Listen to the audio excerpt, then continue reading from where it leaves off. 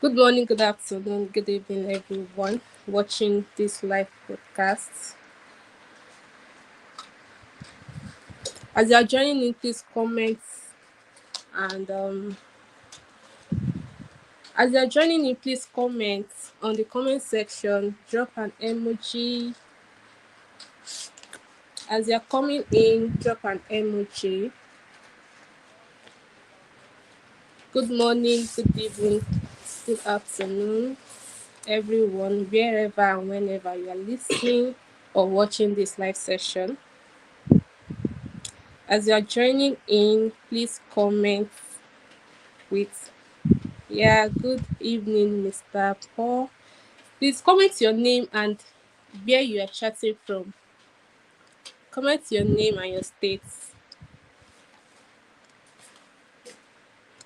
Thank you, sir. Mr. Dewale, thank you, sir. Good evening, everyone.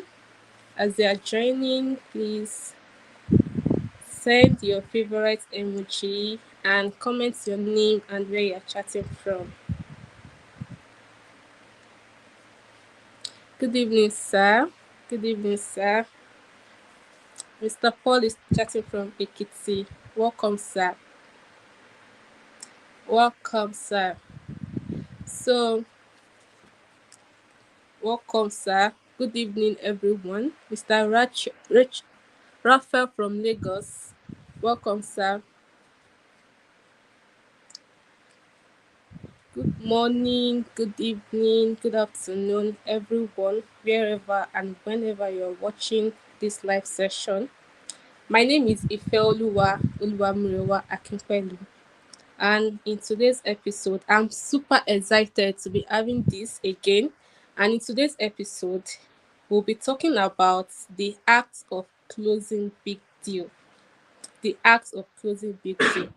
With me here is Angel Adeola, head of sales of Reparo Nigeria Limited.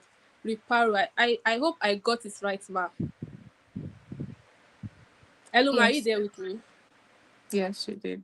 All right. Head of sales of Reparo Nigeria Limited. Thank you, ma, for joining this session. If you are joining in, please comment your name. Okay, Damilola from Lagos. Welcome, sir. Oma. Welcome, sir. Oma.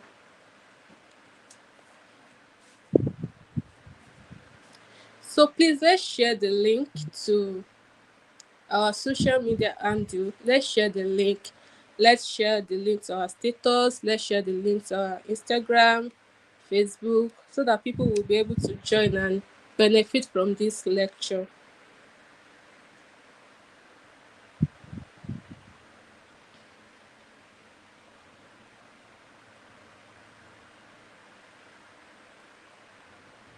Good evening, Ma. Welcome everyone to this live session. So I'm super excited to be doing this again today. So let's get started. Um, I'll be bringing on board Angel Adiola, as I said earlier, and we're going to be discussing on a very necessary topic in the sales industry, which is the art of closing big deal. And we can all believe that there is difference between closing deal and closing big deal, but we all have to start from one place. We have to start from somewhere. There are a lot of people that close deals in millions, they close deals in billions, but we have to start somewhere. So we need to know how these people are doing it. How are they doing it? So that's what we are doing here today. We are going to learn more on how we can close that big deals in the sales industry. So now I'm going to bring aboard um Miss Angel Adeola to share more knowledge for us and let us know more about this. Ma, please unmute your mic and you can have the floor, ma. Hello, good evening, everyone. Good morning, Good good evening, ma. afternoon, good evening, like the host has been saying to everybody. My name is Angel Adela, and I'm so happy to be here today to have the opportunity to share with us from my personal experiences, how to close big deals. Like the host rightly mentioned, closing deals is different from closing big deals. And of course, the difference is big. And big means intentionality, right? In order to close big deals, you have to be intentional. It's not if you close your first big deal, maybe by luck or by blessing or by accident or by any means, to continually make that happen, you need to now be intentional, right? Because it's not something you can hope to have all the time. You must have a strategy, you must have, you know, a routine that helps you close big deals. And that's basically what we'll be discussing today. I have a few points here um I'll be mentioning and also sort of expatiating on. You can get your writing material so that you can jot them down for future reference. But beyond that, I would want us to pay a lot of attention so that you can hear and, comprehend what is being said and put them to use because that is what is most important, right? I want to believe I'm onto business owners, entrepreneurs, and also realtors here. So I'll just try to talk from different point of views to make sure that everybody understands, pick a thing or two, and also is relatable to everybody, right? So the first thing I'll be talking about is building a strong personal brand, right? In order to close big deals, you must first of all build a strong personal brand, right? Building a strong personal brand now means that you're able to define your unique selling proposition, you're able to maintain a constant online presence, and you also share valuable content, right? The first thing under building a strong personal brand is defining your unique selling proposition. So I'll break it down. Defining your unique selling proposition isn't something that is very difficult. Forget the big English unique selling proposition or USP as you know the acronym is. You must be able to actually decide for yourself what stands you out in your market. As it is right now, every market is competitive. The business market is competitive. Being a realtor is even a different ballgame on its own. The real estate market is highly competitive. For every maybe three persons, circle of friends, at least one or two of them is probably a realtor, right? So how do you stand out and sell regardless? For every business you're doing, there are also other vendors doing the same business. For every price you're putting out there as the lowest price, there's someone out there that their price is lower than yours. How do you close big deals regardless of this? How do you sell regardless of this? Having a unique USP will stand you out. Your unique selling proposition can be your ability to be very relatable. It can be your vast knowledge of the products you're selling. It can be your personality, that particular thing that you have to offer that stands you out, something that you have to offer that even if other people are offering it, you're better at it. You have to define it. You have to know it for yourself. It's not something that anybody can tell you.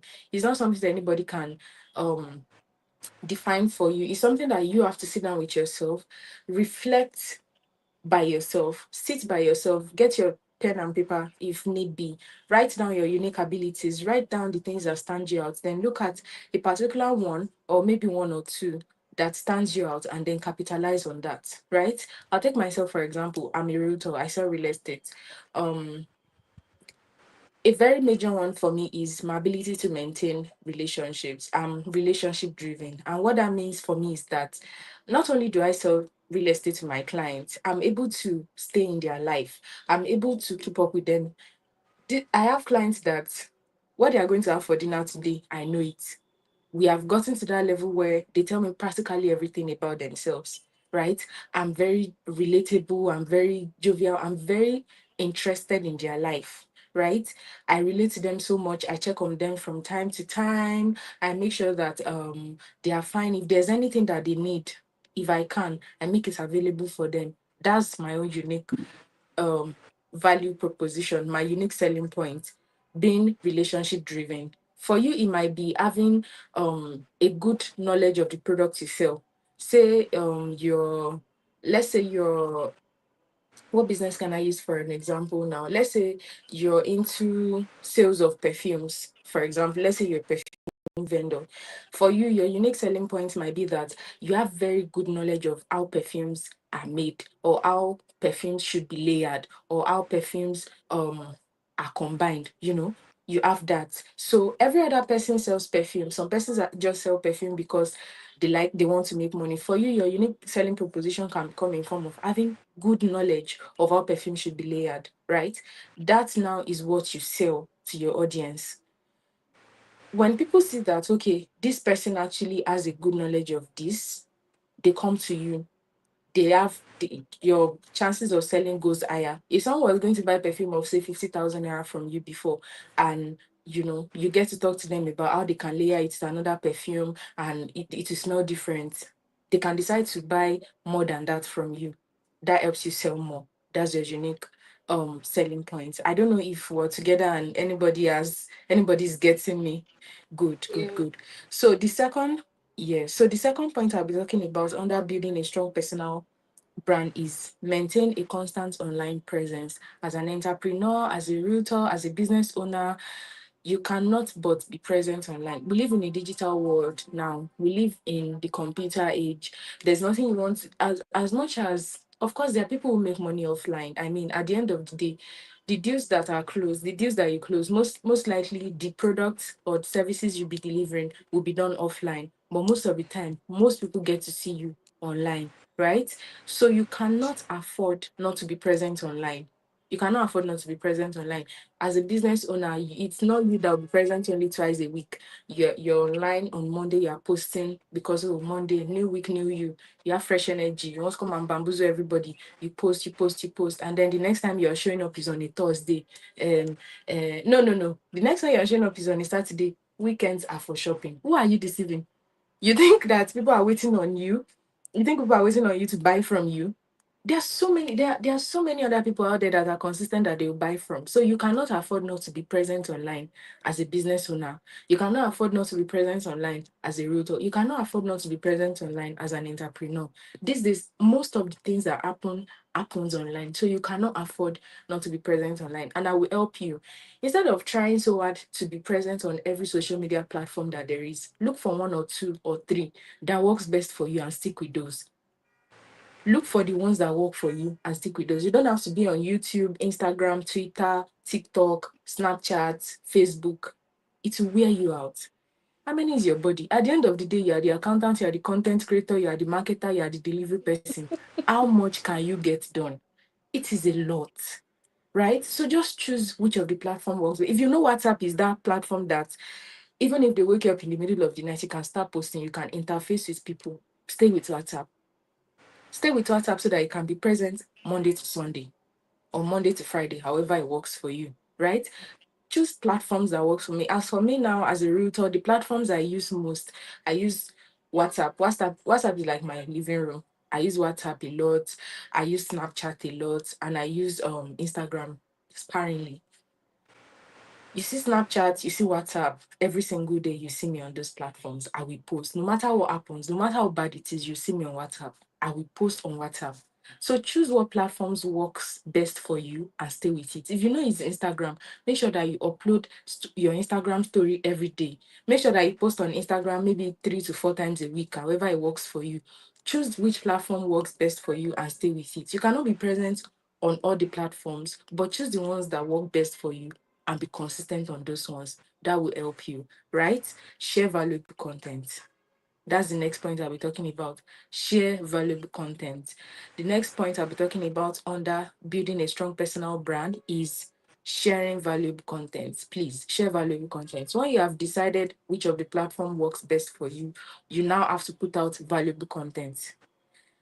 I always say this, especially to realtors now, or newbie realtors in this case. You're trying to sell real estate. Maybe just some few weeks ago or just some days ago, you've gone on your platform to say, "Hello, I now sell real estate with so so so company," or "I'm now a freelance realtor." And then some days down the line, you're posting Sapa memes. "I have not eaten today. Oh. Nigeria is out." Are you serious? It's not, it cannot work. You're telling people to come and use millions to buy property from you, and you're also portraying yourself as a hungry fellow. They're going to think you're going to run away with their money. They won't buy from you that way, right? You have to share valuable content that provides value in regards to what you do. If you're an entrepreneur, you're selling you sell clothes, you share maybe how to combine clothes. You share tips on that.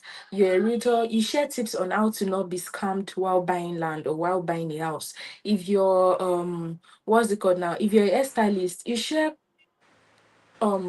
quick airs you can make, DIY air you can make.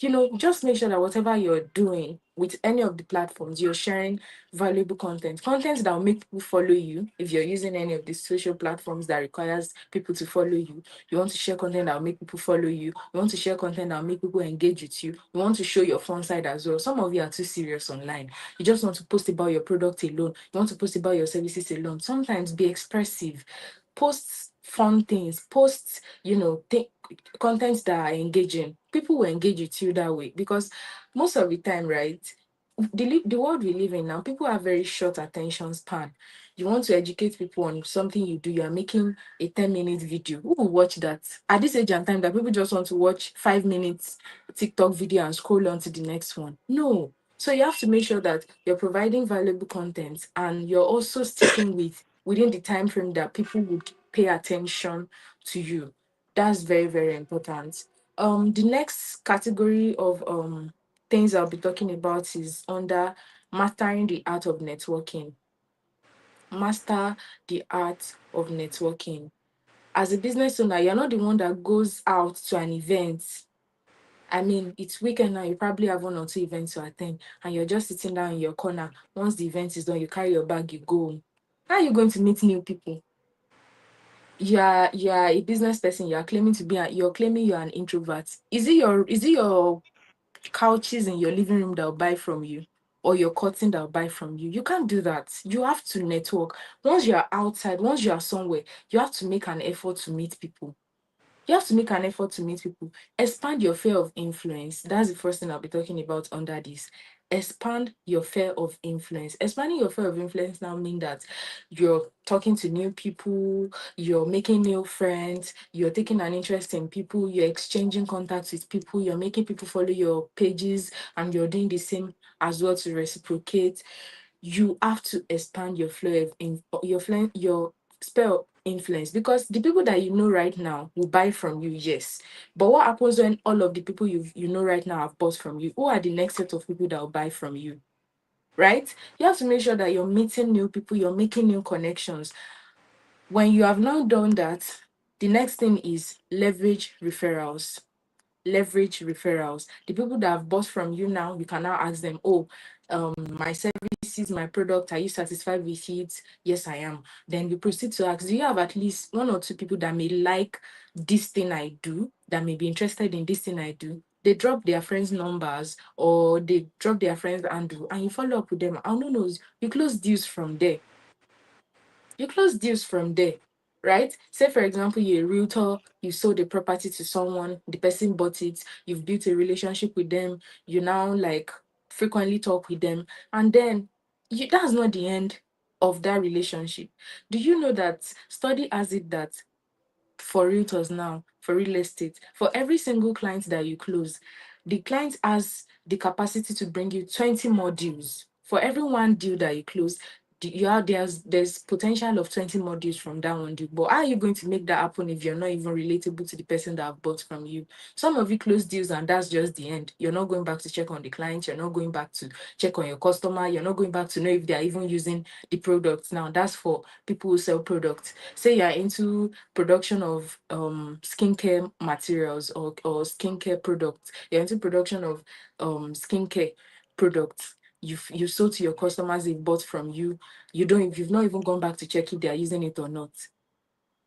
You can't do that. You have to make sure that you follow up with people. It is very, very important. That is how to make them trust you. That is how to make them recommend you. And that is how to close more deals from more people, right? You have to follow up consistently, like I said. Following up consistently is very, very important, especially as a realtor. You've closed a deal with someone. That's not the end of that relationship. In short, I like to say that's the beginning of the relationship because if you're still talking with someone, maybe they are making inquiries about a property, they haven't bought that property. You guys are still gisting, until they drop receipts that okay, I have made payment for this property. Until you sent the company's account number to them and they've made payment and they've shown you receipt, you people are still gisting, right? But let's say okay, you've closed that deal. That is the beginning of a relationship. This is when you now follow up on them, know their plans for the property you've sold, see where you come in if they need further help. All of these things, you cannot discard them. Follow up consistently. You're a business owner, you don't have broadcast list for your customers. What are you doing? That's what WhatsApp is for. That's what WhatsApp business is for. You have broadcast lists so that on a weekly basis or bi-weekly or every 3 weeks or every month, whatever works conveniently for you, you send out messages. Oh, thank you for using so. Thank you for using Ifeoluwa services. We hope that you enjoyed the we hope that you're enjoying the last product that you bought from us. If you need any help, let us know. Little things like that count. Little things like that count for following up. Little things like that make people refer you to other people around them. You'd realize that some persons are not even as present online as you, yet they are making more sales. It's because they leverage referrals. It's because they build relationship with the people that have already bought from them. So you have to be intentional about these things, right? The third category of tips I'll be talking about falls under deliver an exceptional customer service. Please, by all means, I am begging you, deliver an exceptional customer service. See, customer is king.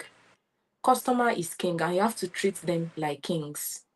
You have to treat them like kings. Yes, we know that some people overstep their boundaries. We know that some people just want to take advantage, but not everybody is like that.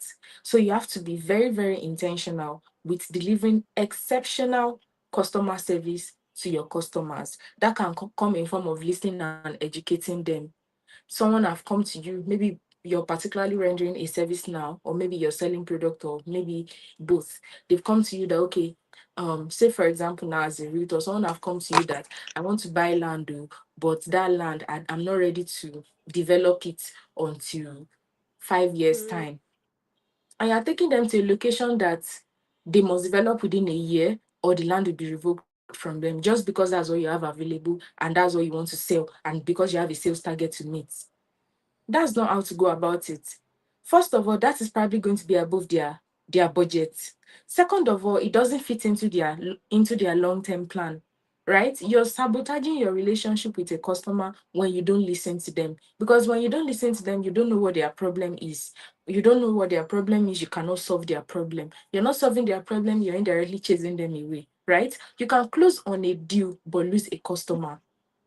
I'll take that again. You can close on a deal but lose a customer. They might have bought from you just one time because that they were going to buy from you at that time. But if you're not, if there's nothing extraordinary or extra about what you're providing for them, is something they can get elsewhere, then they go elsewhere, right? There are some of my clients now that sometimes when they want to buy some real estate, just buy some real estate, and it's not something I necessarily have within my purview right now, they will still consult me because they trust me. They'll still consult me. They won't say, "Oh, because you're not buying from Angel's company today, we will not tell her." They'll still tell me because they know that I'm going to point them in the right direction. If it's a good property, I help them vet it. I tell them to go ahead. If it's a bad one, I tell them to hold on. Let's look for another one.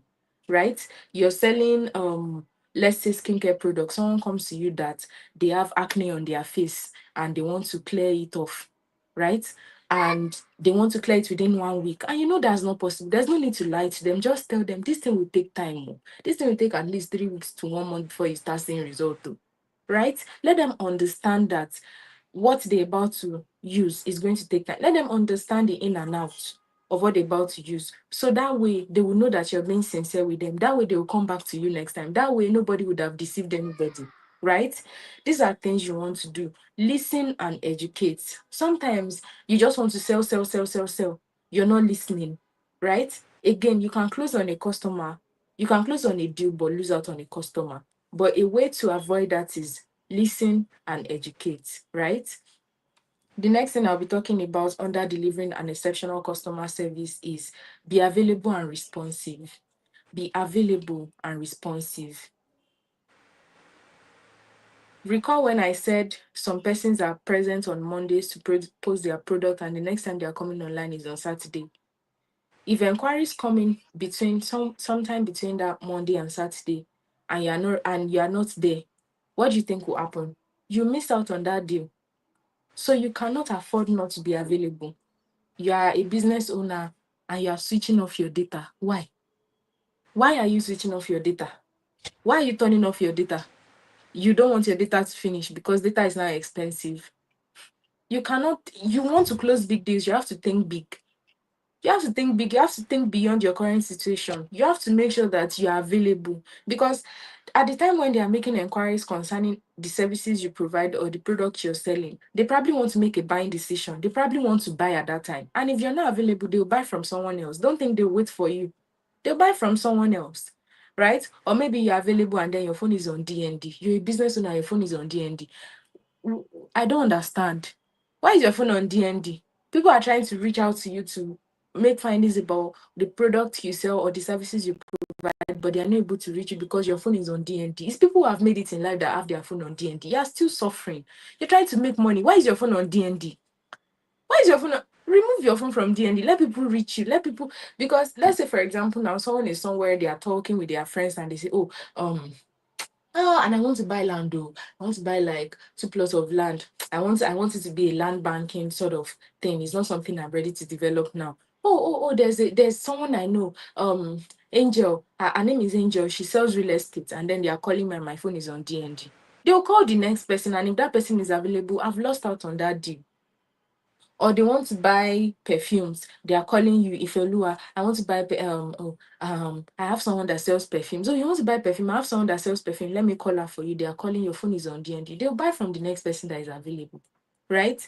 And that is what makes most people lose out on deals. You would realize that in short, these days, it's not the most qualified that make money. It's not the most qualified that close big deals. It is the most available and responsive. Take Ola of Lagos, for example. Are we going to say that guy is the most qualified realtor? But look at him. He's not only marketing real estate in Nigeria now, he's marketing real estate in other countries. The last time I saw his content, he was marketing real estate in South Africa. That is to tell you that being available, being responsive, being consistent, it pays off in the long run. Even in the short run, it pays off, right? The last thing I'll be talking about under delivering an exceptional customer service is personalize your service. Personalize your service. And what that means is every customer, one customer is different from the next. One customer is different from the next. There are customers that you can speak a lot of English with. That is how they flow. There are customers that you have to speak your native language with. That is how they flow. There are customers that you have to speak pidgin with. That is how they flow. There are customers that you have to be official with, like you have to wear suit and tie. You have to look professional. That is the only way they'll take you serious. And there are some that they are street people. They want to see you wear ripped jeans. That is the only way they'll feel like you are flowing with them, right? You have to identify who your customer is part time and deal with them on that level. You have to identify your customer and deal with them on that level. You cannot be forming OG for someone that wants to see you as a professional. And you cannot be forming professional with someone who wants to relate with you based on OG level, especially as realtors. My personal experience, there was one time I used to be so serious when I first got in this industry. Oh my God, I was such a serious person. Oh my God, I want to flaunt my grammar. Oh my God, I want to let you understand that I speak very good English and I'm going to show it off. And there was this intending client of mine then that is an OG. At some point, he had to tell me that, Angel, see, don't drop all this English you're speaking. It's too much. It's too much. Hello, my name is Angel. We have properties for land banking. We have some for long. Calm down. Calm down. You won't sell land, you won't speak English. You pick a struggle. Don't say a product that you want to speak English. You pick a struggle, right? You have to personalize your service, relate to customers based off how they want to be related to, right? You cannot relate with everybody the same way. And that is why you have to personalize your service. The last thing I'll be talking about, the last category of things I'll be talking about falls under mastering the sales process and closing with confidence. This particularly addresses more for realtors. I'm sorry, every other category of people, I'm sure I've dished out some value to you, but I'm going to talk more to realtors in this last part because I'm a realtor myself, right? So master the sales process and close with confidence. First of all, in real estate, closing deals requires persuasive communication. Study shows that most of it, before a customer makes a purchase, they must have seen or heard about the product up to at least 5 times. You know what that means? Up to at least 5 times. And you're coming online only twice a week. Please, at what point do you intend to close that customer? Answer me. At what point do you intend to close that customer if they need to see it minimum of 5 times before buying from you? You have a lot to do. You have to be able to ask the right question. Someone is coming to you to say, they want to buy a property. Okay, what property are they looking at buying? And not something they can develop within a year. That is to tell you that they want a buy and build product. Don't go and be trying to sell land banking projects to them just because that's what you have at hand. No, ask them the right question and then they'll be able to tell you what they want and then you'll be able to solve their problem. The next thing is create a sense of urgency. Let them feel like if they don't buy this product now, they are missing out on something. No, if they don't buy this product now, they are missing out on it. Prices can go up, it may become unavailable. Create that sense of urgency. You're selling a product right now at pre-launch. Let them know that the launch price is going to be out soon. And once the launch price is out, they are not going to be able to buy at the pre-launch price. And of course, the pre-launch price is always cheaper, right?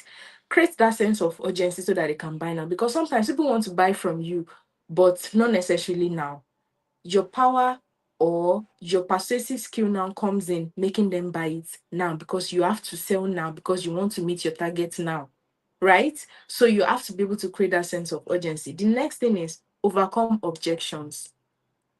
Overcome objections. You're taking a customer to a client or a prospective buyer to site, you're driving and they are telling you, this place is far. Oh."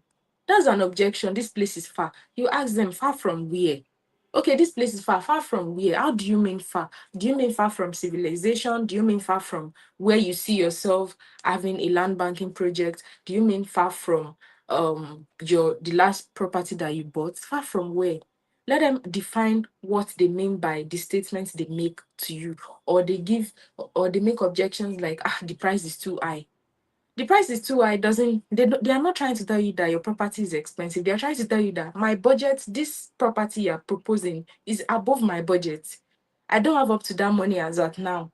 For every objection a customer gives you, or a prospective buyer gives you, there's more to it. It's not just the statement they are uttering out of their mouth. Say, for example, someone says somewhere is far. What they probably mean is that this place is maybe outskirts of the town and I don't like that. Someone says that this product is expensive. They don't mean that it is expensive. They mean it is above my budget. Someone is saying, I don't know. I'm not sure if that project is legitimate. What they are trying to say is that probably I've been scammed before and I don't feel at ease. You want to give them more education about the product so that they can buy, right?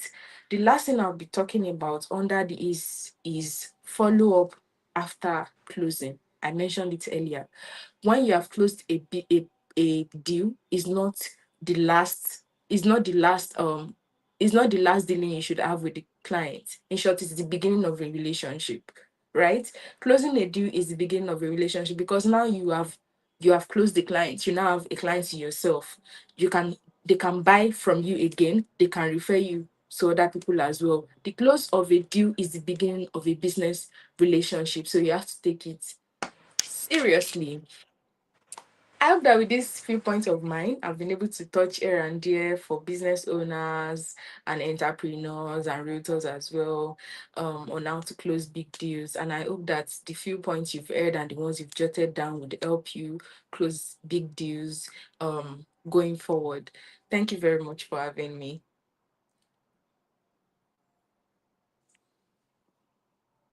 Okay. Thank you so much, ma. This is amazing. It's amazing, and knowledge was shared. Those that are online watching the live session now, please just drop your favorite emoji for Angel. She really touched every part of it, and it was explanatory enough. Thank you, ma, for having this session. I don't know if we have any question. If we have any question, you can drop your question.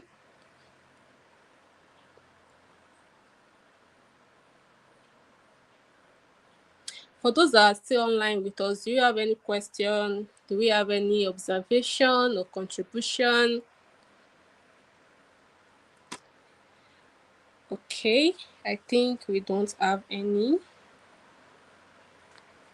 All right, ma.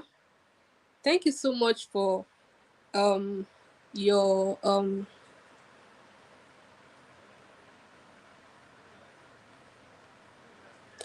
okay, thank you so much for everything you said.